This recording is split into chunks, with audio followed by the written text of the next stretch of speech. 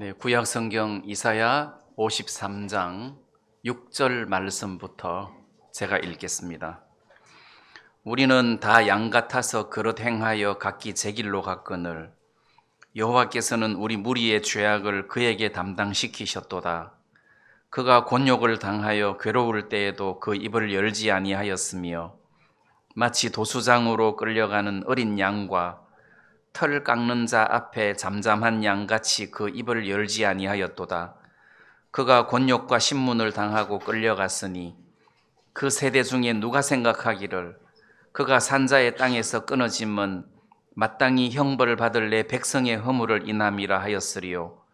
그는 강포를 행치 아니하였고 그 입에 괴사가 없었으나 그 무덤이 악인과 함께 되었으며 그 묘실이 부자와 함께 되었도다. 여호와께서 그로 상함을 받게 하시기를 원하사 질고를 당케 하셨은즉 그 영혼을 속건 제물로 드리기에 이르면 그가 그 씨를 보게 되며 그 날은 길 것이요 또 그의 손으로 여호와의 뜻을 성취하리로다. 가라사대 그가 자기 영혼에 수고한 것을 보고 만족히 여길 것이라. 나의 의로운 종이 자기 지식으로 많은 사람을 의롭게 하며 또 그들의 죄악을 친히 담당하리라. 이러므로 내가 그로 존귀한 자와 함께 분깃을 얻게 하며 강한 자와 함께 탈취한 것을 나누게 하리니 이는 그가 자기 영혼을 버려 사망에 이르게 하며 범죄자 중 하나로 헤아림을 입었음이라. 그러나 실상은 그가 많은 사람의 죄를 지며 범죄자를 위하여 기도하였느니라 하시니라. 12절 말씀까지 읽어드렸습니다.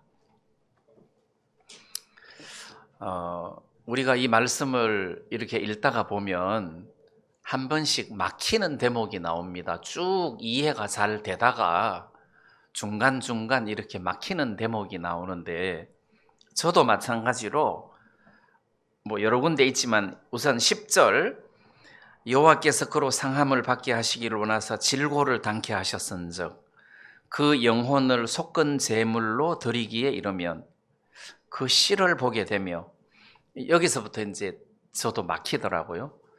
속건 제물 해서 막히는 거예요. 속건 제물이 뭐야? 속건 제물.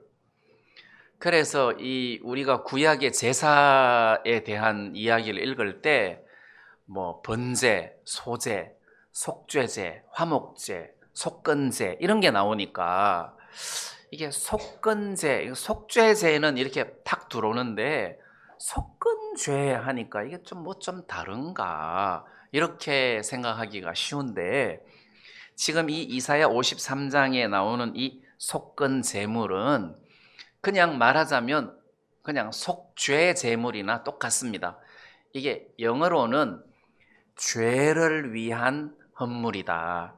죄를 위한 제사다. 이런 의미니까 결국 속죄제라는 뜻이고 또 여기서 앞뒤 내용을 살펴보면은 이 속건 제물 또는 죄를 위한 헌물 이런 것이 결국은 예수님께서 우리 죄를 대신해서 하나님 앞에 자기 몸을 드리신 것이기 때문에 대속물이다 해서 예수님은 대속물, 그 다음에 제사니까 대속제사. 그래서 우리 죄를 대신해서 하나님 앞에 자기 몸을 제사로 드렸다. 이런 의미로 속건 제물이다. 이렇게 해석하시면 그냥 어려울 것이 하나도 없을 것 같습니다. 자, 여기에 우리 죄를 대신해서 예수님께서 자기 몸을 내어주고 죽었다는 뜻이죠. 십자가에 못 박혀 죽는 이런 고난을 겪으셨는데 예수님이 이런 고난을 겪으신 이유가 우리 죄를 대신해서 이런 의미라는 거죠. 그래서 그 마가복음 10장 45절에도 인자에 온 것은 섬김을 받으려 함이 아니요 도리어 섬기려 하고 자기 목숨을 많은 사람의 대속물로 주려 하심이니라 이렇게 되어 있거든요. 그러니까 자기 목숨을 대속물로 주려고 세상에 왔다. 그리고 그 앞에 섬김을 받으려고 온 것이 아니라 섬기려고 왔다. 그 예수님은 이 세상에 우리를 섬기려고 왔지 섬김을 받으려고 온 것이 아니라는 거예요. 자, 그러면 오늘 우리가 예수님을 예배를 통해서 하나님을 섬기는데 섬김 받은 것에 비하면 지금 우리가 하나님을 섬기는 것은 1000분의 1도 만분의 1도 안 된다는 거예요. 그러니까 이거는 섬기는 것도 아니라는 거지. 그래서 우리가 하나님을 섬기는 것이 아니라 하나님이 우리를 섬기시는 것이다. 그래서 우리가 하나님으로부터 만을 섬김 받았으면 겨우 100 정도를 하나님 앞에 예배를 드리고 감사를 드린다. 이렇게 생각하면 무난할 것 같습니다. 그래서 주님이 이 세상에 오신 것은 우리를 섬기려고 오셨다. 섬기려고 오셨다. 그리고 자기 목숨을 우리를 대신해서 버리려고 대속물로 오셨다. 이렇게 이야기를 하고 있단 말이에요. 자, 그래서 이 이사야 53장에 그 영혼을, 여기 이제 영혼이라고 하니까 아니 자기 몸을 십자가에 못 박히게 이렇게 내어 주셨는데 뭐 영혼 이러니까 이 영혼 그러니까 또 막히는데 그냥 영어 성경에는 그냥 혼이에요. 혼. 말하자면 이게 나라는 주체가 혼이라는 거예요. 전에도 말씀드렸던 것처럼 베드로가 말씀을 전하는데 3000명이 구원을 받았다, 5000명이 구원을 받았다 할 때 5000혼이 구원을 받았다, 3000혼이 구원을 받았다 이렇게 표현되어 있단 말이에요. 이게 주체가 혼이에요. 그러면 그 혼을 했으니까 예수님 자신을 말하는 것입니다. 예수님 자신을 속죄 제물로 십자가에 우리를 위하여 대신해서 드렸다. 이런 의미라는 거죠. 그래서 제가 오늘 이 말씀을 통해서 어떤 대목에다가 포인트를 두고 싶으냐 하면 대신이라는 겁니다. 내 대신 형벌을 당하셨다. 내 대신 죄에 대한 그 형벌, 저주를 당하셨다. 왜 구약 성경에 보면 육체의 생명은 피에 있나니 피가 죄를 속하느니라. 레위기서에 이런 말씀이 있거든요. 그래서 피가 죄를 속한다. 그 다음에 히브리서 9장에서는 율법 아래에 있는 거의 모든 물건이 피로써 정결케 되나니 피 흘림이 없은즉 사함이 없느니라. 이렇게 되어 있어요. 그래서 피가 흘려져야 죄가 씻겨진다는 겁니다. 그럼 왜 피가 흘려져야 죄가 씻겨지느냐? 그게 율법의 요구라는 거지. 율법의 요구가 두 가지인데 이 법을 지켜라. 살인하지 말라. 그럼 살인하지 말아라. 도둑질하지 말아라. 도둑질하지 말아라. 근데 만약에 했다. 그럼 두 번째, 그러면 죽어라. 사형을 받아라. 벌 받아라. 이게 법의 요구라는 거예요. 지키든지 못 지켜서 벌을 받든지 이게 법의 요구라는 거예요. 근데 우리가 인생을 살면서 하나님의 법을 못 지켰잖아요. 그 벌을 받아야 된다는 거지. 그 벌이 사형이라는 거예요. 저주고 사형이다. 자, 그래서 내가 받아야 할 저주, 사형을 이 피 흘리는 것을 죽음이라고 표현하는데 내가 이렇게 죽어야 이 죄가 씻겨지는 거다. 근데 내 대신 예수님이 피를 흘리면서 죽으셨다. 자, 그런 의미로 피 흘림이 없은즉 사함이 없느니라. 율법을 쫓아 거의 모든 물건이 피로써 정결케 되나니. 그러니까 짐승을 잡아가지고 짐승의 피를 발라야 그 하나의 죄가 씻겨지듯이 예수님께서 영원하신 당신의 그 보혈로 우리의 모든 죄를 대신 이렇게 씻어주신 것이다. 여기에서 대신이라는 거예요. 내 대신 피를 흘려주셨다. 근데 이제 제가 여기서 여러분들에게 말씀드리려고 하는 것은 우리가 인생을 살다가 보면 이렇게 어려운 일을 만나는데 그 어려움도 예수님께서 내가 대신 어려워해 줄게. 그래서 수고하고 무거운 짐진 자들아 다 내게로 오라. 내가 너를 쉬게 하리라 이러셨단 말이에요. 그러니까 수고하고 무거운 짐을 나에게 달라. 내가 그 짐을 짊어져 줄게. 그러니까 대신 내 수고를 짊어져 준다는 거예요. 전에 드린 적이 있는데 이 말씀 드린 적이 있는 것 같은데 옛날에 영국에 요즘은 안 그렇겠죠. 왕자들도 공부를 해야 되니까 학교를 가야 된단 말이에요. 무슨 뭐 특별한 학교가 있겠죠. 근데 교칙에 따라서 왕자라 하더라도 교칙을 어기면 벌을 받아야 되는 거예요. 뭐 예를 들어서 숙제를 안 해가지고 왔다. 뭐 교실에서 사고를 쳤다. 선생님 말씀을 안 들었다. 그럼 이제 회초리로 종아리를 맞아야 되는데 이게 아무리 훌륭한 훈장 선생님이라도 왕자를 때릴 수는 없잖아요. 그래서 그때 왕자를 대신해서 매를 맞아주는 아이가 있었다는 거지. 그러면 이제 왕자님 숙제를 안 해가지고 왔으니 교칙에 따라서 종아리를 5대를 맞아야 됩니다.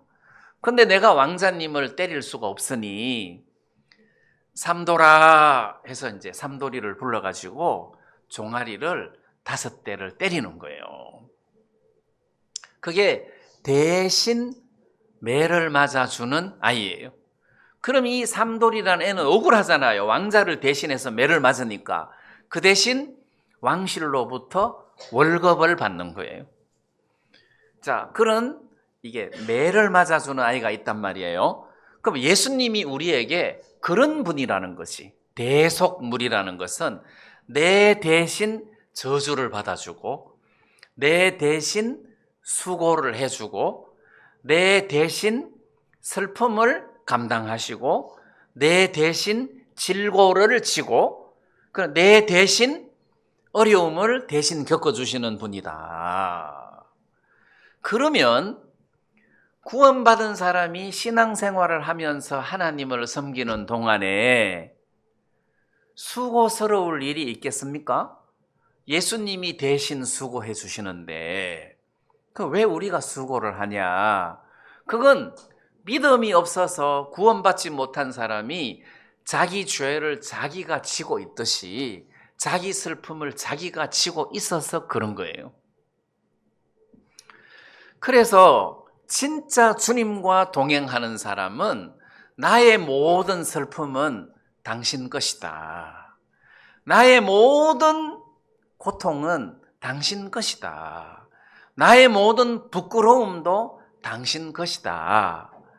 이렇게 하나님께서 죄 때문에 가시와 엉겅퀴를 땅에서 일어나게 했는데 그 가시와 엉겅퀴가 일어나게 한 것은 사람을 찔러서 고통을 주려고 가시가 나게 한 거란 말이에요.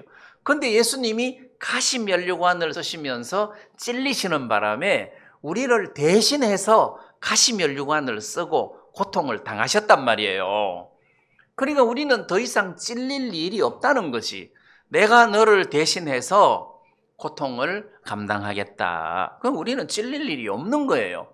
그러면 구원받은 사람이 이 세상에서 제대로 주를 믿고 살면 슬픈 일이 생기겠습니까? 안 생기겠습니까? 안 생긴다는 거죠. 그 짐은 예수님 거라는 거예요. 그것은 마치 내가 사랑하는 처녀를 아내로 맞이해서 결혼을 했어요. 결혼했는데 보니까 빚이 한 1억쯤 있어. 그러면 그 빚은 내 빚이 되는 거예요. 남편 빚이 돼서 걱정하지 마세요. 내가 갚아주겠습니다. 근데 이 사람이 무슨 슬픔이 있어. 문제가 있고 고통이 있어. 아니 무슨 문제가 그렇게 있습니까? 뭐 이런 일이 있습니다. 내가 해결해 줄 테니까 걱정하지 마세요. 근데 나는 남편이 돼서도 그만한 능력이 없으니까 그런 말 못해요. 네 거니까 네가 당하세요. 이렇게 이제 할 수밖에 없어요, 나는. 근데 예수님은 천지를 만드신 분이라, 아니 요즘 네가 뭐가 그렇게 어렵고 힘드냐, 주님 이런 문제가 있습니다. 내게로 오라. 내가 너를 쉬게 하리라. 내가 해결해 줄게. 너는 쉬어라 해서 예수님이 그것을 내 죄 짐을 맡으신 것처럼 내 문제를 맡으시는 분이라는 거죠. 우리에게는 이런 예수님이 계신다는 겁니다. 그냥 내 죄를 씻으신 예수님하고 그걸로 끝나는 것이 아니라 내 평생의 모든 짐을 짊어져 주실 예수님이다. 그래서 우리는 믿음으로 산다는 것이 굉장히 고차원적이고 어려운 거라고 생각하기가 쉽습니다. 우리가 창세기 5장을 읽다가 에녹은 하나님하고 동행을 했다. 하나님하고 동행을 했다. 얼마나 신앙이 좋았으면 하나님하고 동행을 하는가 이렇게 생각하는데 그게 아니라는 거예요. 하나님하고 동행을 하는데, 그럼 예를 들어 가지고 내가 양을 한 마리 키우고 있어요. 이 양하고 동행을 한다고 해봐요. 그러면 양이 나를 쫓아오는 겁니까? 내가 양을 데리고 가는 겁니까? 내가 양을 데리고 간다는 거죠. 주인님, 보폭이 너무 길고 커요.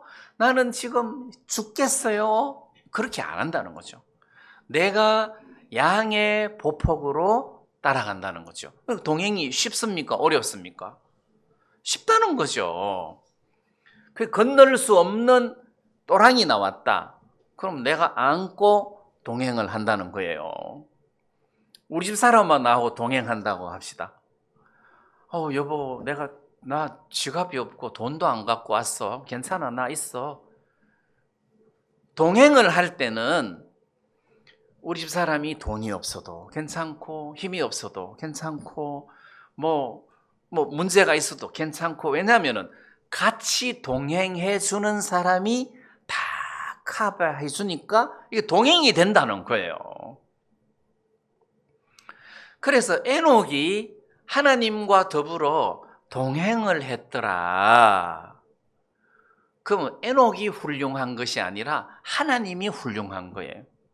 그러면 하나님하고 동행하는 조건은 뭡니까? 열심히 있어야 됩니까? 머리가 좋아야 됩니까? 아니면 돈이 많아야 됩니까? 아니라는 거죠. 하나님하고 동행하는 유일한 조건은 믿음이라는 거죠. 하나님은 나를 절대 버리지 않으실 거야. 이 문제도 하나님이 해결하실 거야. 죄 문제를 해결하셨듯이 이 문제도 하나님이 해결하셨을 이 믿음이라는 겁니다. 그러니까 믿음으로 하나님하고 동행하는 것이지 열심으로 하나님하고 동행하는 게 아니다. 하나님하고 동행하려면 돈을 많이 내야 된다든지 막 열심을 집안도 돌아보지 못할 정도로 막 과하게 열심을 내야 하나님하고 동행하는 것이 아니라는 거예요. 하나님하고 동행할 수 있는 동행의 조건은 믿음이라는 겁니다. 만약에 친구하고 동행을 한다고 해봐요. 그럼 돈이 있어야 돼요. 그 친구가 내 모든 것들을 다 스포트하고 대줄지는 않을 거 아니에요. 친구하고 동행하려면 돈도 있어야 되고 어느 정도 뭐가 다 갖추어져야 그 친구의 버금가는 어떤 조건을 갖추고 있어야 동행이 된다는 거죠. 근데 하나님하고 동행을 한다는 것은 하나님이 내 모든 것들을 다 책임져 주시고 나와 동행을 하기 때문에, 만약에 하나님의 보폭은 한 번 걸을 때마다 1km씩 가는데 나는 한 번 걸을 때마다 1m밖에 못 가는데 어떻게 동행이 되겠습니까? 근데 하나님은 내 보폭에 맞추어서 천천히 걸어가 주시니까 동행이 되는 거잖아요. 그래서 하나님과 더불어 동행하는 조건은 믿음이란, 오직 믿음만 있으면 된다는 거죠. 그럼 이 죄 문제를 해결하는데 뭐가 필요합니까? 믿음만 있으면 된다는 거죠. 열심히 필요한 게 아니잖아요. 내 모든 죄를 씻어주신 주님을 믿는 믿음만 있으면 된다는 겁니다. 그래서 슬픔에서 벗어나는 것이나 문제에서 벗어나는 것이나 수고에서 벗어나는 것이나 이것도 이 문제를 주님이 도와주시겠구나, 주님이 이 문제를 해결해 주시겠구나 하고 주님에게 죄를 맡기듯이 맡기고 가는 거예요. 자, 그러면 나도 인간인지라 슬픈 일을 만났을 때 슬퍼요. 슬픈 일을 만났을 때 슬퍼요. 하루 슬퍼하고 이틀 슬퍼하고 일주일 슬퍼하고 하다가 이제 조금씩 영적으로 정신이 든다는 거죠. 그래, 이 슬픔도 내가 주님에게 맡겨야 되겠다 해서 슬픔을 주님에게 맡기고 내가 슬픔에서 벗어난다는 거지. 그래서 한 달이 지나고 두 달이 지나면 그 슬픔에서 내가 벗어나는 거예요. 그런데 이 슬픔을 1년씩, 2년씩, 10년씩 가지고 있으면 그 사람은 믿음으로 신앙생활을 안 한다는 뜻이에요. 그 주님에게 넘어가야 된다는 거지. 구원받은 사람이 슬픔을, 인간이니까 슬퍼할 수 있어요. 근데 한 달, 두 달, 이해가 가요. 근데 1년, 2년, 10년, 이거는 안 된다는 거죠. 주님에게 넘겨야 된다, 믿음으로. 내가 또 분하고 억울한 일이 있어. 그럼 막 분하고 억울한 그 사연을 막 잠도 안 올 정도로 분해. 근데 한 일주일이 지났어. 그러면 이것도 원수 갚는 것이 주께 있다 했는데 내가 이 분한 것도 주님에게 맡겨야 되겠다. 중국 영화처럼 죽을 때까지 막 복수한다 하고 쫓아다니는 그런 식으로 살아서는 안 된다는 거죠. 이거 내가 주님에게 맡겨야 되겠다. 복수도 주님이 해 주셔야지 하고 주님에게 맡기고 나는 그 원한에서 벗어나야 된다는 거죠. 그래서 한이 맺혔다든지 무슨 슬픔이 있다든지 수고가 있다든지 이런 것들을 주님에게 이렇게 맡겨야 된다는 거예요. 자, 그런 것이 제가 보니까 신앙생활 하는데 굉장히 중요하더라. 이 문제는 내 문제가 아니고 예수님 문제입니다. 예수님이 해결해 주셔야 할 문제입니다 하고 이거를 짐을 자꾸 주님에게 떠넘겨야 되는 거예요. 이거 떠넘겨야 된다. 왜? 주님은 이 땅에 우리를 섬기려고 오셨다고 했어요. 섬기려고 오셨지 섬김을 받으려고 온 것이 아니다. 섬기려고 오셨다. 여러분, 사랑하는 사람이 생겼는데 그 사랑하는 사람에게 뭔가 자꾸 주고 싶은 마음이 일어나고 뭘 이렇게 주었을 때 내가 뿌듯하고 기쁘고 행복하고 그런 경우가 있습니다. 주님이 그렇다는 거죠. 주님은 우리가 기쁨으로 받을 때 주님이 행복한 거예요. 왜? 섬기려고 오셨으니까. 다만 우리 편에서는 고맙습니다. 정말 고맙습니다. 주님 감사합니다. 이것만 있으면 되는 거예요. 그래서 섬기려고 왔다. 심지어 자기 목숨을 대속물로 주려고 세상에 왔다. 그러니까 목숨까지 내어주신 분이 우리를 위해서 무엇을 아끼겠느냐. 지금도 마찬가지입니다. 지금도 예수님께서 우리를 섬기고 계십니다. 하나님 우편에서 우리를 위하여 친히 간절히 기도하시는 분입니다. 자, 섬기시는 분이라는 거죠. 자, 그 부분에 대해서 여러분들이 좀 잘 기억을 하시고 주님이 나를 섬기지 내가 주님을 섬기는 게 아니구나. 주님이 나를 섬기는 세계구나. 이 신앙의 세계는. 이 믿음이 와야 이게 진짜인 거예요. 이게 진짜다. 근데 거꾸로 주님, 그동안 내가 주님을 열심히 섬겼는데 결과가 이게 뭡니까? 이러면 뭐가 지금 잘못된 거예요. 내가 그동안 열심히 주를 섬겼는데 이거는 뭐가 지금 꼬여서 잘못된 거예요. 뭐가 주객이 바뀐 거예요. 주님이 나를 섬긴 겁니다. 주님이 나를 섬기고 계시고 섬기는 겁니다. 거기에 비하면 내가 주님 섬긴 거는 진짜 100분의 1도 만분의 1도 안 된다는 거죠.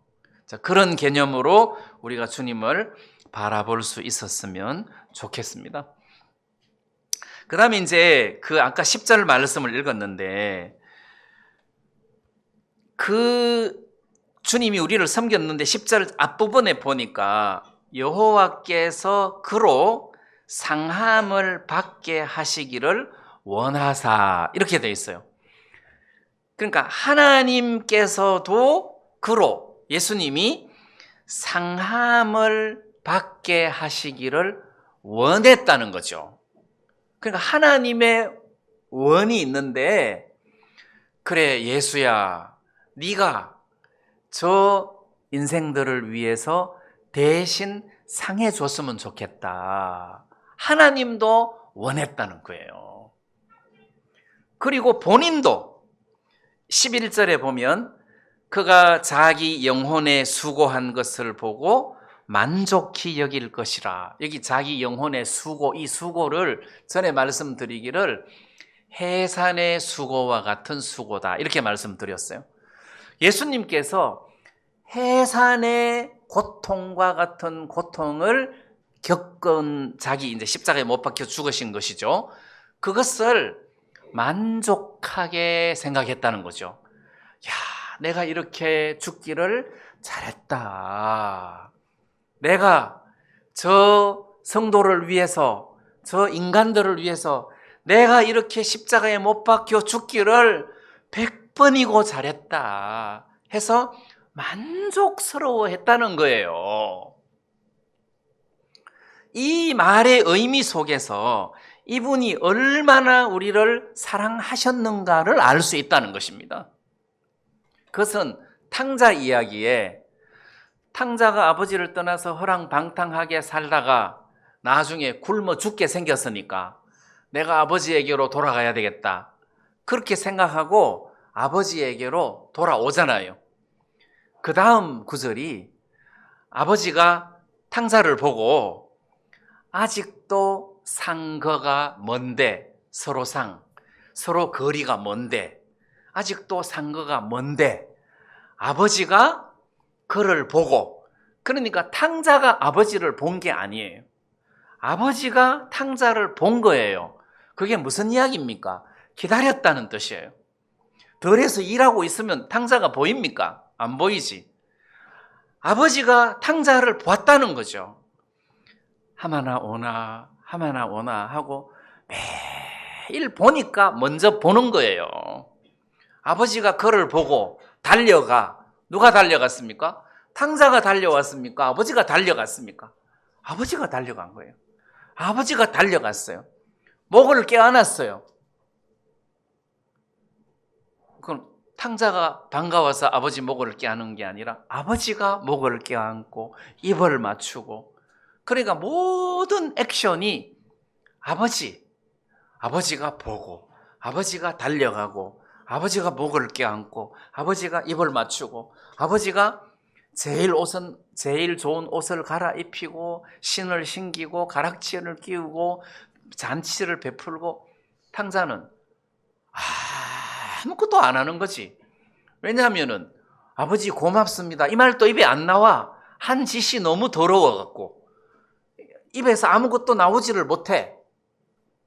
다만 아버지 내가 하늘과 아버지께 죄를 얻었사오니 아버지의 아들이라 일컬음을 감당할 수가 없나이다. 이 말만 들어도 아버지는 너무 행복해. 그래 돌아온 것만 해도 나는 좋다. 이 마음이 하나님의 마음이고 주님의 마음이라는 거죠. 우리가 예수님을 믿고 구원을 받은 것을 돌아온 거잖아요. 아버지는 너무너무 기뻐하시는 거예요. 이 믿음에 대해서, 이 복음을 믿는 믿음을 우리는 그냥 믿었는데 하나님은 굉장히 크게 생각하는 거예요. 네가 이거를 믿었구나. 네가 예수를 보지 못하였으나 사랑하는도다. 믿었으니까 네가 이거를 믿었구나 해서 그 믿음을 굉장히 크게 생각하는 거예요. 내가 이렇게 한 번 믿었을 뿐인데 그 다음부터 모든 액션이 아버지에게서부터 나온다는 거지. 막 달려와서 목을 껴안고 막 입을 맞추고 기뻐하고. 그래서 구원받고 난 이후의 삶은 내 힘으로 사는 것이 아니고 내 힘으로 하나님을 섬기는 것이 아니라 하나님의 힘으로, 하나님의 파워로 내가 살고 하나님을 섬기는 것이다. 그래서 이게 굉장히 중요한 거예요. 이 힘을 우리가 믿어야 돼요. 왜 제가 전에도 말씀드렸던 것처럼 감람나무 이야기를 했습니다. 돌감람나무를 참감람나무에 접을 붙였는데 원래대로 하면은 돌감 가지에는 돌감람나무 열매가 맺어야 돼요. 근데 그 로마서 11장 말씀은 돌감람나무가 안 맺는 이유가 이게 본성을 거스려서 참감람나무의 능력이 이 돌감람나무의 본성을 거스려서 참 열매가 맺히게 한다는 거예요. 그럼 누가 본성을 거스리게 합니까? 말하자면 주님의 능력이 내 이 육신의 본성을 거스려서 성령의 열매를 맺게 해주신다. 그럼 우리에게는 이런 능력과 에너지가 있다는 겁니다. 그분이 우리를 섬기신다. 해서 우리에게는 이분이 계신다는 사실을 여러분들이 믿어야 되고, 나는 이거 할 수 없어. 그래, 너는 할 수 없어. 못해. 근데 하나님이 내 속에서 이 일을 하게 하시면 나는 이 일을 할 수 있어. 어떤 분이 총을 딱 이마에 대고 너 예수를 부인해. 안 그러면 죽일 거야. 나 부인할 수 없다. 쏴라. 자기가 그런데. 근데 면도칼을 얼굴에 딱 대고 예수님을 부인해. 그러면 예, 부인하겠습니다. 이런다는 거지. 면도칼이 너무 무서워갖고 이걸 난도질 해가지고 고통스럽게 죽는 거는 자기가 못 견딘다는 거라. 총은 빵 하면 죽어버리니까 그거는 뭐 고통도 못 느끼고 죽으니까 그런 순교는 할 수 있지만 면도칼 순교는 나 못한다. 근데 이제 우리가 하나 알아야 되는 것은 순교를 할 때도 내 깡다구로 순교를 하는 것이 아니라 하나님이 그럴 만한 힘을 주셔서 순교를 한다고 믿어야 돼요. 그래 옆에서 보면 저걸 어떻게 해? 이렇게 우리가 겁이 나지만은 막상 순교를 당하는 사람은 하나님의 정신으로 하고 자기 정신이 아니에요. 하나님의 정신으로 순교를 하는 것이기 때문에 어렵지 않고 힘들지도 않는 거예요. 신앙생활을 하나님의 정신으로, 하나님의 에너지로 한다는 거예요. 하나님이 나를 돌보아 주시고 하나님이 나에게 은혜를 입혀 주시는 것을 말씀을 통해서 삶 속에서 이런 걸 느끼다가 보면 이게 삶이 쉬워진다는 겁니다. 그래서 전에도 말씀드렸잖아요. 내가 미아카를 끌고 가는데 뒤에서 밀어주면 느낀다는 거지. 누가 뒤에서 미는구나. 누구지? 아, 옆집 삼촌이구나. 이게 마찬가지로 내가 인생을 살다가 보면 또 하나님을 섬기다가 보면 누가 나를 뒤에서 밀어. 누가 이렇게 나를 밀지? 참 쉽다, 참 좋다 하는 나중에 보니까 하나님이라. 그런 것들을 몇 번 경험하고 나면 어려울 때마다 하나님이 나를 밀어주시고 나를 도와주시고 나에게 은혜를 입혀주시는 이걸 느낀다는 겁니다. 자, 하나님께서도 예수님이 상하시는 것을 원하셨다. 하나님도 원하셨고 본인도 자기 영혼에 수고한 것을 만족히 여겼다. 하나님 만족히 여겼다. 그 다음에 이제 7절 말씀에 보면 그가 곤욕을 당하여 괴로울 때도 그가 십자가에 못 박히기 전에 신문을 당하고 막 두들겨 맞고 침뱉음을 당하고 가시면류관으로 머리를 찌르고 할 때 괴로울 때도 그 입을 열지 아니하였으며, 이 입을 열지 않았다는 말은 뭐 아프다고 고함을 지른다든지 또는 막 원망을 한다든지 후회를 한다든지 이렇지 않았다는 거죠. 그냥 잠잠히 그 수모를 다 겪었다는 거예요. 오히려 기쁨으로 그 수모를 다 겪었다는 것입니다. 이런 어려운 일들을 겪을 때 그 입을 열지 아니하였으며 도수장으로 끌려가는 어린 양과 틀 깎는 자 앞에 잠잠한 양과 그 입을 열지 아니하였도다. 입을 안 열었다는 것은 불평을 안 했다는 거죠.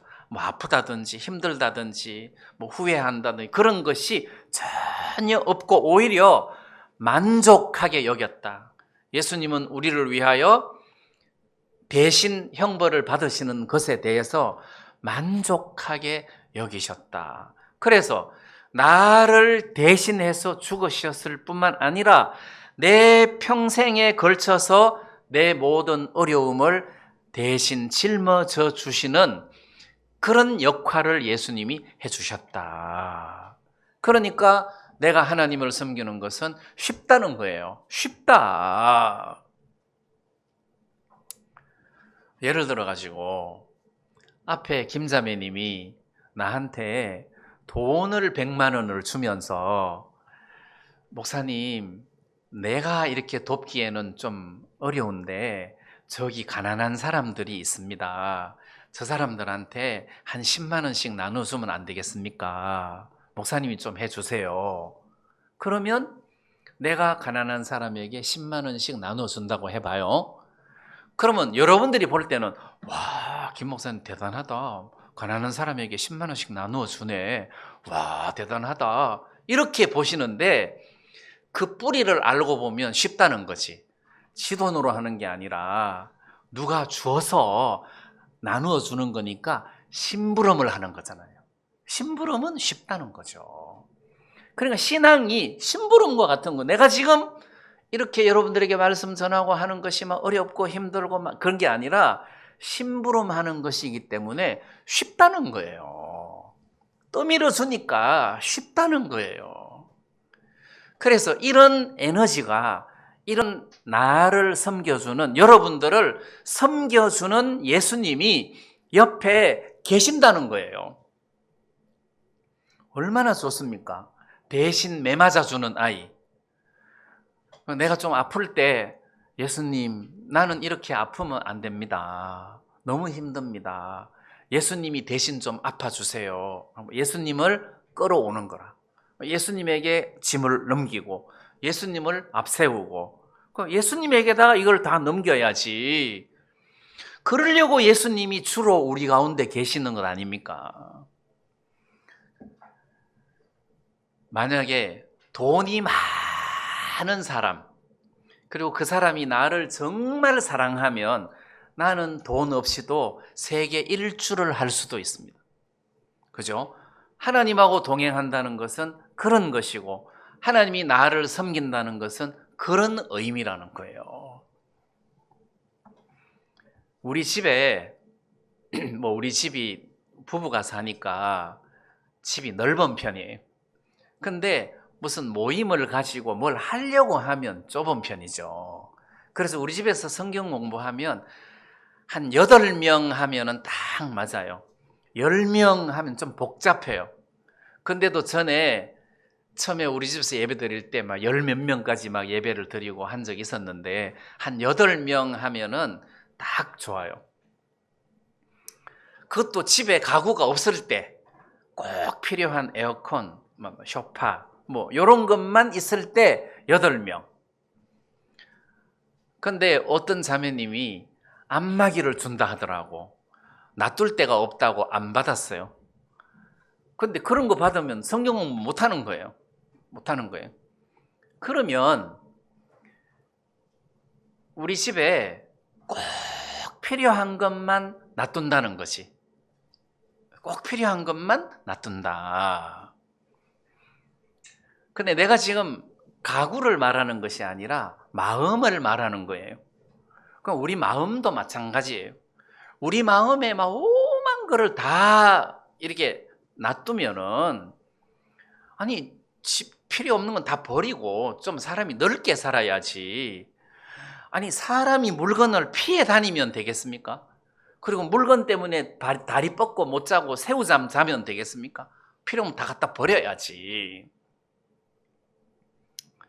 전에 어떤 자매님 남편이 정신이 좀 안 좋은 남편이 계셨는데, 이분은 버릴 줄 몰라요. 못 버려요. 바깥에 버려진 것도 집에 갖고 오시는 분이라. 그럼 이제 얼마 전에 시계가 고장나서 바꿨는데, 고장난 시계를 걸어놓고 그 맞은편에다가 새 시계를 걸었어요. 시계가 2개라. 이걸 못 버려요. 그것도 책상을 하나 새로 샀는데, 옛날에 낡은 책상을 그냥 두고 또 새 책상을 옆에다가 두고, 그러니까 그 방에 들어가면 발 디딜 텀이 없어. 10년치 신문을 쌓아놨어. 발 디딜 텀이 없어. 그러면 고장난 시계는 버리고, 그 다음 낡은 책상도 버리고, 필요 없는 신문도 버리고, 그러니까 사람이 좀 넓게 편하게 살아야 되잖아요. 정신이 좀 안 좋은 사람. 우리 마음도 그렇다는 거죠. 우리 마음도 10년 전에 원한을 아직까지 갖고 있고, 두고 봐라 그러고 있고, 그러면 안 된다는 거지. 10년 전에 슬픔을 아직도 갖고 있고, 그러면 안 된다는 거죠, 구원받은 사람이. 그러면 우리 마음에는 대신 매맞아주는 아이 듯이 걔를 계속 데리고 다녀야 내가 맞을 일이 없잖아요. 예수님을 계속 데리고 다녀야 나한테 우환이 없다는 거지. 대신 예수님이 당해줄 거니까. 그래서 내 마음에는 예수님을 항상 앞세워야 되니까 마음 중심에 예수님을 딱 앉혀놔야 돼요. 왜? 틈만 나면 예수님을 찾아야 될 거 아니에요. 내 대신 좀 맞아주세요. 내 대신 좀 슬퍼해 주세요. 이러려고 예수님을 항상 앞세워야 되니까 제일 잘 보이는데 예수님을 딱 놔둬야 되잖아요. 근데 성도들 마음에 예수님이 어디 가고 없어. 일주일 내내 안 보여. 그러다가 혹 가다가 요즘 예수가 어디 있더라 하고 열쇠 찾듯이 온 집안 100개 서랍을 다 열어보고 찾아야 되는 그런 식의 예수님을 찾고 사모하는 신앙이면 안 된다는 거죠. 그 사람 신앙생활을 어렵게 하는 사람이다. 그래서 하나님이 우리를 얼마나 사랑하시느냐, 지금도 우리를 섬기시는 분이다. 언제까지? 예수님이 재림할 때까지입니다. 예수님이 재림을 하시면 그때부터 우리를 섬기는 것이 아니라 우리를 타작하십니다. 예수님이 재림을 하시면 심판하십니다. 그동안 어떻게 살았냐 하고 안 믿는 사람들도 심판하시고, 이 전까지는 주님이 우리를 섬기는 일을 하신다는 거죠. 그래서 지금은 은혜 받을 만한 때다. 지금은 은혜의 때다. 구원 안 받은 사람도 은혜로 구원을 받고, 구원 받은 사람도 끊임없이 주님 앞에 은혜를 입어야 할 때다. 그래서 받은 은혜만큼 그 중에 100분의 1이나 10분의 1을 하나님 앞에 드리는 것이 신앙생활이다. 그러니까 신앙생활은 어려운 것이 아니라는 거죠. 하나님은 우리를 이만큼 사랑하시는데, 다른 말로 표현하면 우리를 섬기기를 원하시는 것이다. 우리를 섬기기를 원하신다. 그래서 이런 주님을 우리 마음속에 세워놓는 것이 중요하다는 거죠. 그 다음에 이제 10절 뒷부분에 보면 그 영혼을 속건 제물로 드리기에 이르면 그가 그 씨를 보게 되며, 이게 그 씨를 보게 된다는 말은 말하자면 후손을 말하고 후손. 그가 하는 예수님입니다. 그가 속건 제물로 이제 대신 속죄 헌물로 자기가 십자가에 못 박혀 죽는 대속 제물이 되는 이런 일들을 하게 되면 그가 예수님이 그 후손을 보게 된다. 그 후손을 보게 된다는 것이 바로 우리 구원받은 사람들이 많이 일어나게 된다. 이런 의미입니다. 그 실을 보게 된다. 그 날은 길 것이요. 그리고 예수님의 십자가의 승리는 영원하다.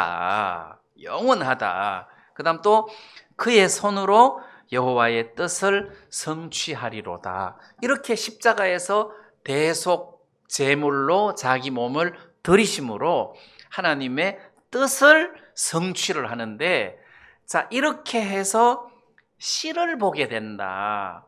후손, 영적 후손, 구원받는 사람들이 많이 일어나게 된다.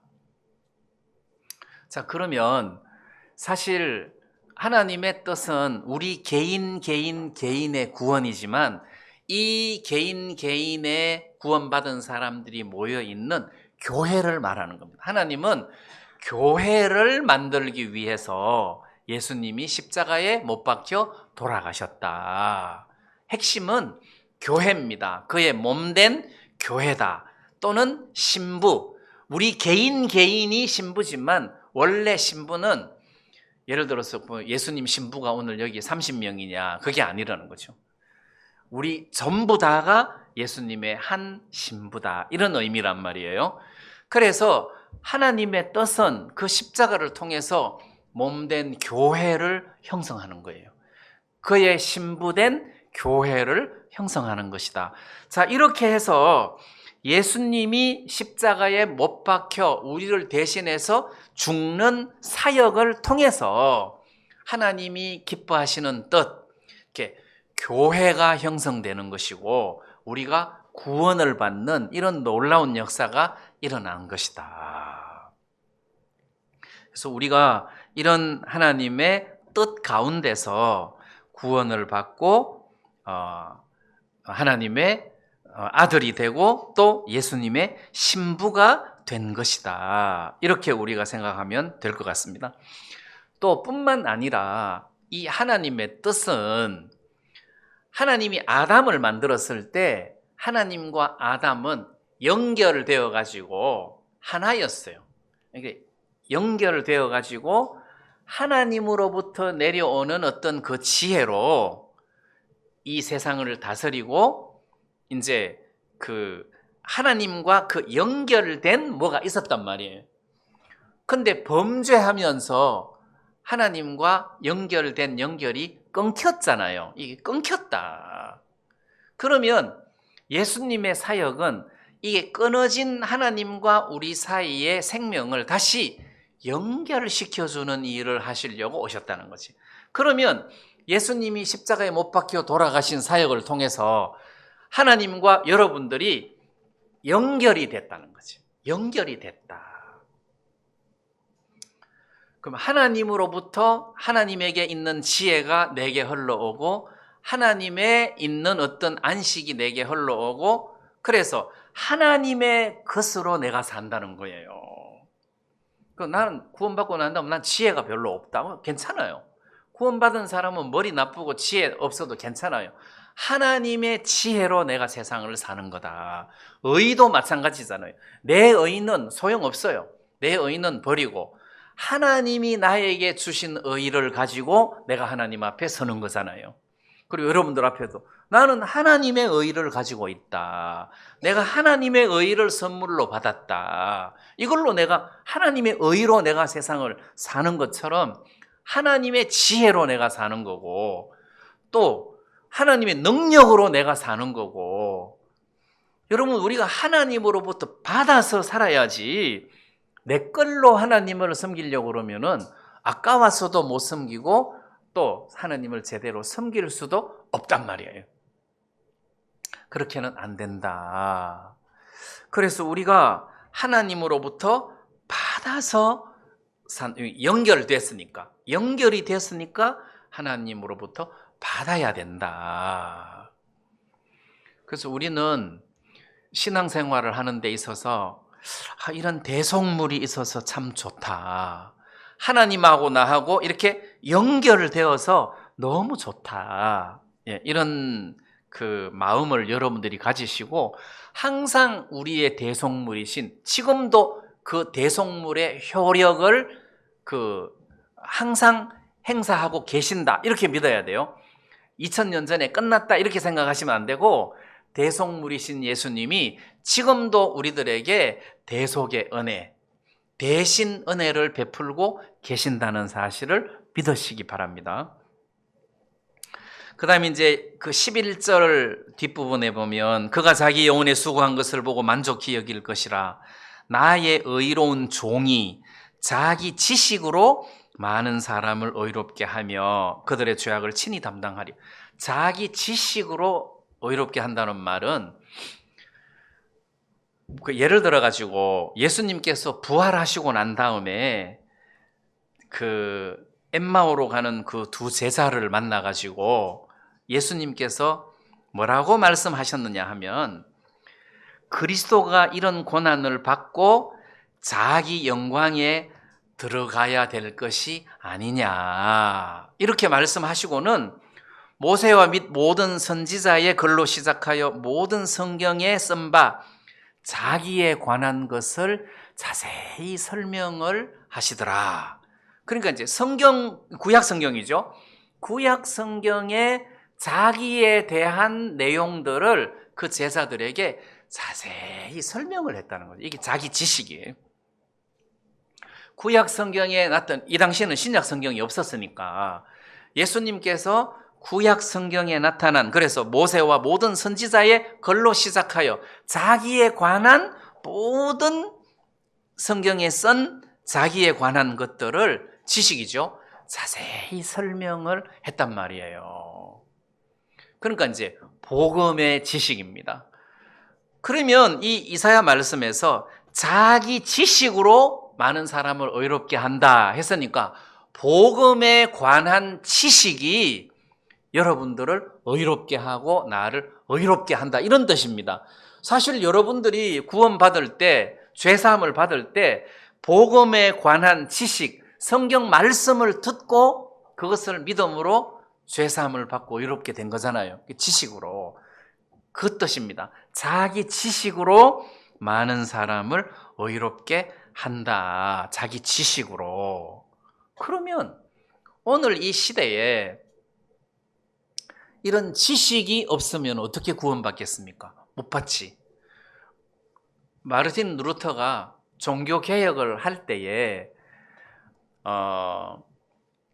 그 당시에 그 부패한 카톨릭의 잘못된 것들을 99개 조항을 발표를 하고 선언을 하고 할 때 혼자 앞만 떠들어봐야 몇 명밖에 전달이 안 될 텐데 그 한 100년 전에 구텐베르크가 금속 활자를 발명하는 바람에 인쇄술이 발달해가지고 그 카톨릭의 부패한 내용들, 그 조항들을 인쇄를 해가지고 전 시민에게 다 돌렸단 말이에요. 그러니까 그 지식이 전달돼야 되니까. 그리고 종교 개혁하고 난 다음에 그때는 성경책이 없었어요. 그냥 라틴어로 된 성경밖에 없었어요. 그냥 천주교에서 예배 드릴 때도 라틴어로 해버리니까 사람들이 알아들을 수가 없잖아요. 지식이 없는 거죠. 그러니까 완전히 무지한 성도가 된 겁니다. 그래서 독일어로 성경책을 찍어냈잖아요. 물론 먼저는 신약이지만 독일어로 성경책을 찍어내가지고 사람들로 하여금 그 성경을 읽게 했다는 거죠. 그러니까 이 지식이 없으면 예수님이 십자가에 못 박혀 돌아가셨어도 우리가 혜택을 못 받는단 말이에요. 그 십자가의 능력이 이 말씀의 지식을 통해서 그 능력이 우리에게까지 흘러 들어온다는 겁니다. 그럼 마찬가지로 죄사함뿐만 아니라 모든 은혜의 능력이 지식을 타고 말씀의 지식을 타고 우리에게 흘러 들어오니까 이 말씀이 우리들에게 소중한 것 아니에요. 그래서 말씀을 통해서 내가 해방을 받는 거예요. 한 번은 예배당을 짓는데 돈도 모자라지, 뭐 법적으로 해결해야 될 문제도 없지, 사람도 없지, 막 일이 막 복잡할 때 어느 날 시편을 읽는데 터가 무너지면 의인이 무엇을 할꼬. 내가 그 말씀을 읽다가 의인이 무엇을 하는 것이 아니라 터가 하는구나. 터가 무너지면 의인이 아무것도 못 하는구나. 그럼 내가 터를 세우면 터가 일을 하니까 이 문제가 해결되겠구나. 터가 뭐지? 예수님이지. 또 그때는 내가 또 예수님이라고 하면 또 안 되잖아요. 또 종을 끼워 넣어 가지고 그때 좀 제가 사기 좀 쳤거든요. 근데 터가 이 종이 아니고 예수님이에요. 터가 예수님이에요. 그러면 터가 무너지면 뭘 할 수 있냐? 아무것도 할 수 없다. 이 터가 예수님이고 말씀인데 이 말씀이 없으면 아무 소용이 없잖아요. 그렇지, 예수님이 일을 하시는구나. 근데 그 말씀을 딱 읽는 순간에 마음에서 부담이 저절로 다 내려지는 거예요. 터가 일을 하는구나. 내가 뭐 백날 뛰어다닌다고 될 일이 아니고 터가 일을 하는구나. 이런 마음이 드니까 굉장히 마음이 가벼워지더라고요. 그래서 지금도 말씀이 여러분들을 섬깁니다. 그 말씀의 지식이 여러분들을 쉬게 하고 또 여러분들의 원한을 갚아줍니다. 예? 아직까지 여러분들 마음속에 한이 맺힌 사람이 있다는 것은 말씀이 그거를 이렇게 밀어내지를 못했다는 뜻이죠. 예, 말씀이 들어오면은 거기에서도 우리를 이렇게 벗겨주십니다. 해서 말씀의 지식으로 우리를 의롭게 하고 말씀의 지식이 우리를 쉬게 하고 그 지식이 우리를 지혜롭게 한다는 거예요. 삶 속에서 우리가 이런 은혜를 입었으면 좋겠습니다. 우리에게 항상 매맞는 아이가 있고 항상 매맞는 아이를 데리고 다니는 왕자처럼, 안 그러면 자기가 맞아야 되니까. 그래서 우리가 항상 예수님을 모시고 다니는, 이제 그거를 거꾸로 하면 주님과 동행하는, 또 주님의 인도를 받는 삶을 살면 우리가 인생이 얼마나 쉽고 행복하겠습니까? 여러분들이 이런 은혜를 또 입을 수 있었으면 좋겠습니다. 네, 오늘 말씀 여기까지 드리겠습니다.